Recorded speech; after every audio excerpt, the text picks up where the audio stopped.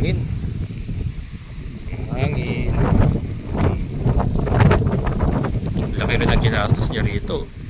Yan pala sa concrete sa ano, sa precast na yan, oh. Hanggang dun yan mga kabukals, oh. Silipin nga natin.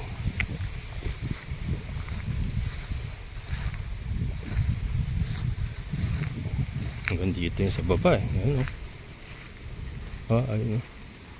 Mga tao nga, mga tauhan. Yun. Tapos ayan, oh. Kita nyo yung nakabakod na yan. Mayaman nakakuha nito mga kabukals. Gawing resort.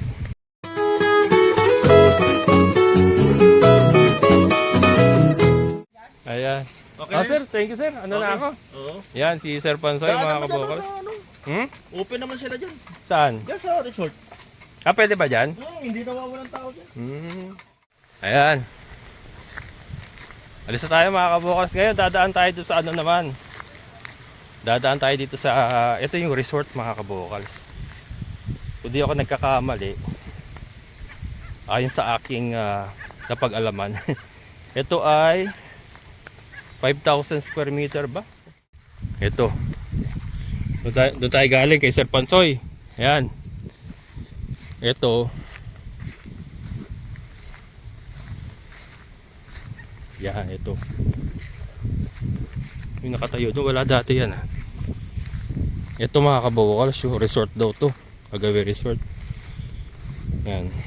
Ito yung naka ano 5,000 nga ito. 5,000 nga yata ito mga kabukals. Laki. Oh. Laki. Alam ko mayroon akong subscriber dyan sa baba dyan, eh. Ayan.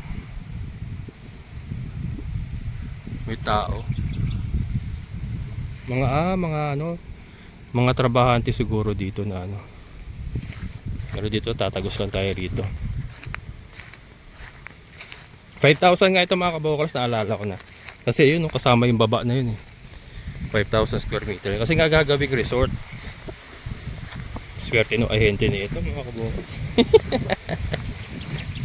Ang swerte, pinagpalang nila lang. Ayan, 5,000 square meter, oh. Isang bagsakan mga kabukals, oh. Hangin. Hangin. Laki rin ang ginastos niya rito. Yan pala sa concrete sa ano, sa precast na yan, oh. Hanggang dun yan mga kabukals, oh. Silipin nga natin.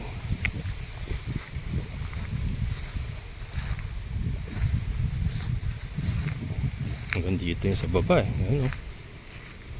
Ayun, oh. Mga tao nga, mga tauhan. Yun. Tapos ayan, oh. Kita nyo yung nakabakod na yan. Mayaman nakakuha nito mga kabukals. Gawing resort. Pero ano to, madugo-dugo pang development ang gagawin dito. Ganyan pa yan mga kabukals, oh.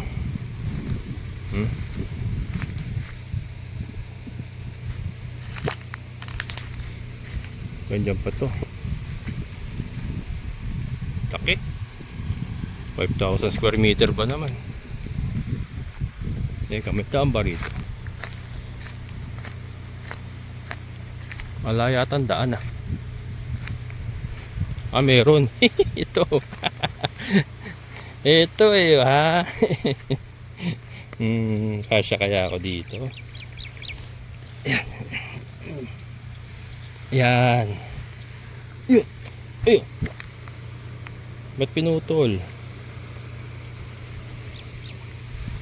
Tayo. Dito na yung kay ano. Wala kasi akong bota, eh, mga kabukals, eh. Ito na yung kay Lamam Root. Kay Tata Lady yun, eh. Katabi ni Tata Lady ba? Masukal. Masukal mga kabukals. Tayo. Doon na nga lang ako. Negative. Yan, sorry Ma'am Ruth. Diyan sa loob si ano, eh. Si Tata Lady kasi diyan sa loob, dun sa may baba. Dami puro nakabakod na oh. Oh, puro mga nakabakod na.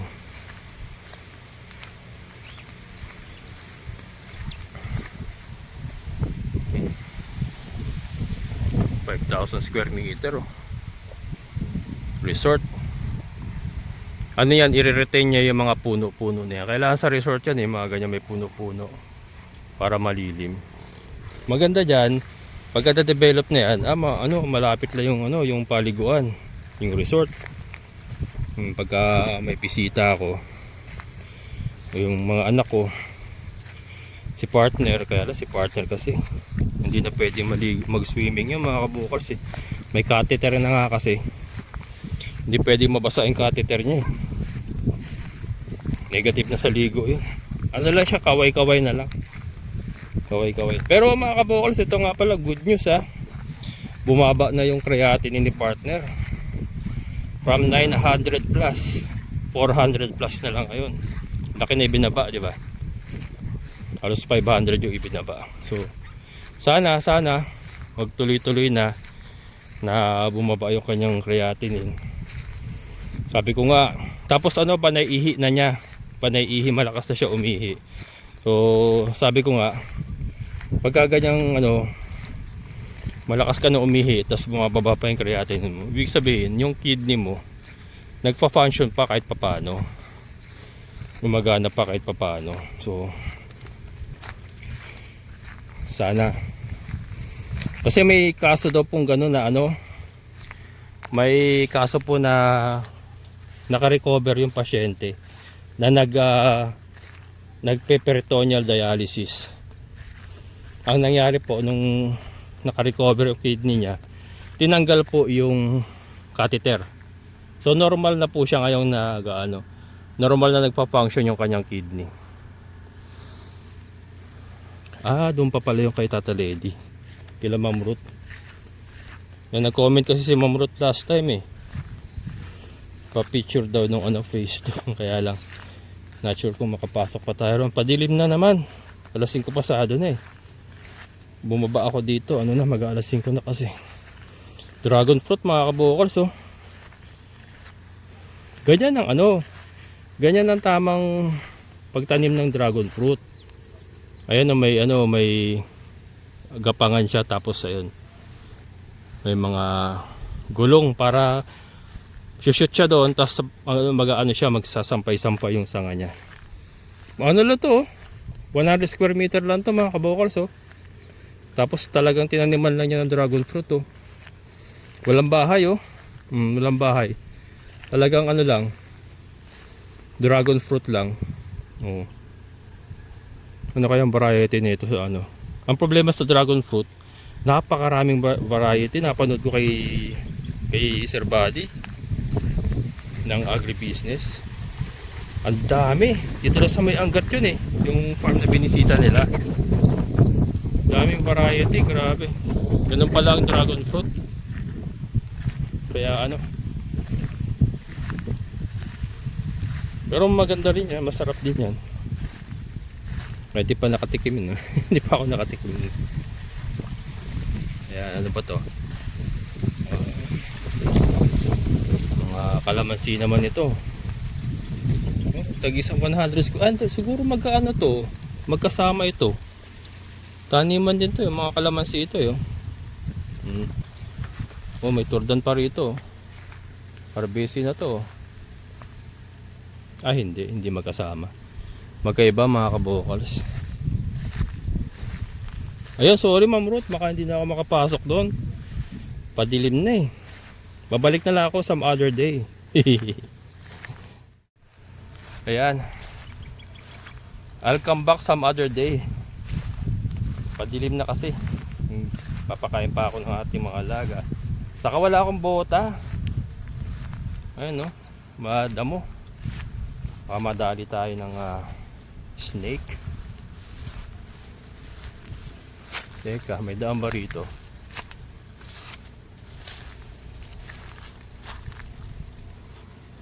Wala na yata daan dito. Ayan, ganda ng view mga kabukals ang ganda ng view.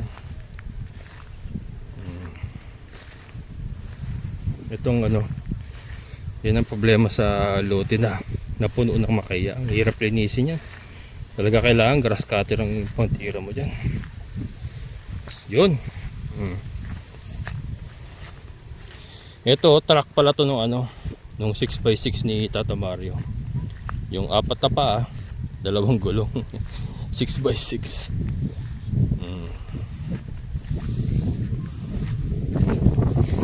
Nakabakot na rin to ah. Ano to ah? Ayun. Ayun dun kila Mamrut. Kasi ito na yung malaking kalsada eh. Yung kay Tata Lady yun eh. Doon.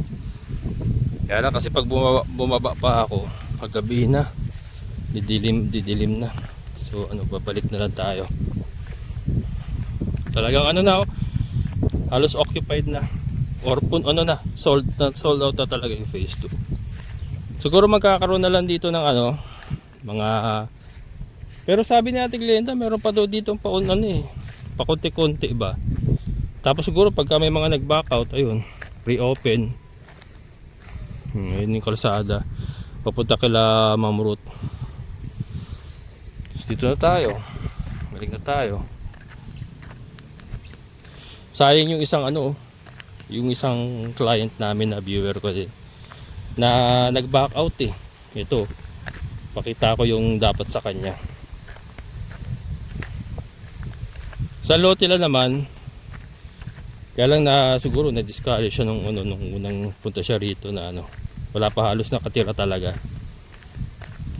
Pero ngayon, makita nyo naman, ang dami na namin dito. Hindi naman sobrang dami pero andun na. Ay, pagkakalam ko yun sa may saging na yan oh. Yun yung lote na ano, lote na dapat sa kanya na pa-reserve niya na yan. Kaya lang nag-back out. So overlooking oh, 'di ba? O kitang-kita nga ako ayun oh. Ayun yung ating mga kambing oh, sa labas oh. Dito siya dapat. Ang lakas ng hangin oh. Ang sarap oh. Ang sarap sana oh. Tapos meron ka lang ano, bahay na dalawang palapag. Tapos meron kang rooftop. Solve na yung view mo. Kasi ano na eh, nasa taas ka na eh. Iaangat mo na lang konti bahay mo. May rooftop ka lang. Solve na yung ano mo, yung view mo. And then mahangin nga pagka ganitong buwan. January, February hanggang March yan. Mahangin yan. So yun. Abangan natin yung ano mga kabukals, yung resort na yun. Again, ito mga kabukals, kalsada natin na ayusin yan ha. Ayusin po lahat yan. Nakasaad po sa kontrata yan. Meron po tayong kalsada lahat dyan. Lahat po ng lote, every single lot, meron pong kalsada yan. Meron din pong drainage yan. Or magkakaroon po ng kalsada, magkakaroon ng drainage. Nakasaad po sa kontrata natin. So 3 years po yan eh.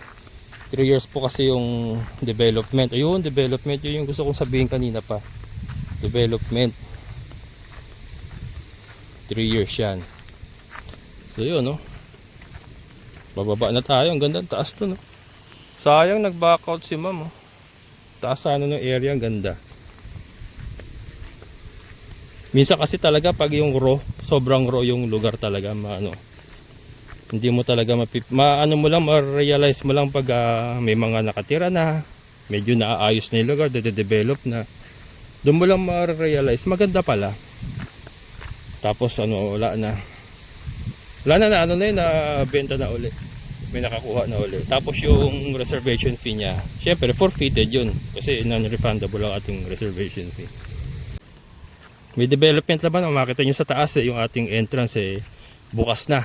So yan, syempre hindi naman karaka-raka yan, paunti-unti. Ito, Sir June, yung may-ari po ng lote pinagsugaan natin ng ating kambing sa taniman ng ating Napier grass, si Sir June from Norway. Ito lote pa rin niya ito. Ang alam ko ito, siguro hanggang dito yan. Pagkakalam ko kasi 400 ano eh, 200 pa yan eh. Not sure pero 200 yan. Ano sila, magkadikit sila ni Sir Art. Kay Sir Art yan eh. 200 pa yung lote niya rito. 200 pa, and then kalsada na yung katabi niya. So yan, hindi pa lang niya mapabakuran kasi nga ano eh, pakikisama na rin kasi dinadaanan pa ng mga taga phase 2. Siyempre, kaya hindi pa niya pinababakuran. Pero ano yan, kay Sir Jun pa yan. 200 square meter yan mga kabukals. Nasa ano kasi siya. Nakaharang siya dito sa temporary. Temporary pong daanan yan. Yan. Balik na tayo.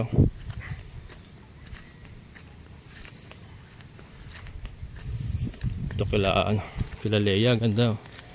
May gabi pa oh. Galing yung gabi na yun. Tatanim siguro. Yan, shoutout kila Leia. Yan yung kubo na ginawa nila Kuya Greg nakaraan. Tas yan, may mga tanim din silang ano. Yan, may mga pinya. Ito yung hindi ko alam kung dwarf coconut itong tinanim nila. Tapos yan. Yan, nyog, pinya. Inisperian to. Tuyo eh. Yan, silipin lang natin yung lote ni Leia. Ano to? Lamansi. Kamatis oh. Makabukas nakabili ako ng talong. Yung tubo na. 2 pesos lang pala yun sa may bilihan na seedling oh. Tatanim na rin tayo ng talong. Yan, may talong siya. Bell pepper, kamatis, papaya. Yan. Diba? Simpleng ano? Simpleng pamumuhay. Butchoy. Galing! Saan ka dadaan? Dito. Nga pala. Wala yun. Yan, si Butchoy yung may-ari ng ano, nung ginagawa doon na ano, na resort. Resort. Ano, staycation. Yung swimming pool nga na ano, picture natin nakaraan. Ano natin yon? Ipopromote natin pag natapos na. Staycation daw yung mga kabukals. Masarap mag staycation pag ganito mahangin oh. Mahangin with team building kaya tapos ganyan yung hangin. Malamig. Ang sarap. Ayan, so yan pong aming buhay dito sa Barangay Tukod, San Rafael, Bulacan. So pinasyal ko nga po kayo sa phase 2. Ganda no resort, ang laki. 5,000 square meter pa naman. Yan, ano natin yun, abangan natin yun. Pag ano na, operational na, siswimming tayo mga kabukas. Papakita ko kayo ng mga backstroke, breaststroke, saka ng sisid ni Kalbo. Yan. Ayan mga kabukals, hanggang dito na lang. Sana po nag-enjoy kayo sa ating pamamasyal sa phase 2. Sa lahat ng mga solid kabukals and mga silent viewers, maraming salamat. Syempre sa ating kaibigan po Sir Boy at Sir, thank you so much. So muli, ito yung kabukals farmer, nagsasabing sabay-sabay tayo mangarap, magsikap at kumilos. Siguradong ulan ang ating amazing na buhay. Bye bye!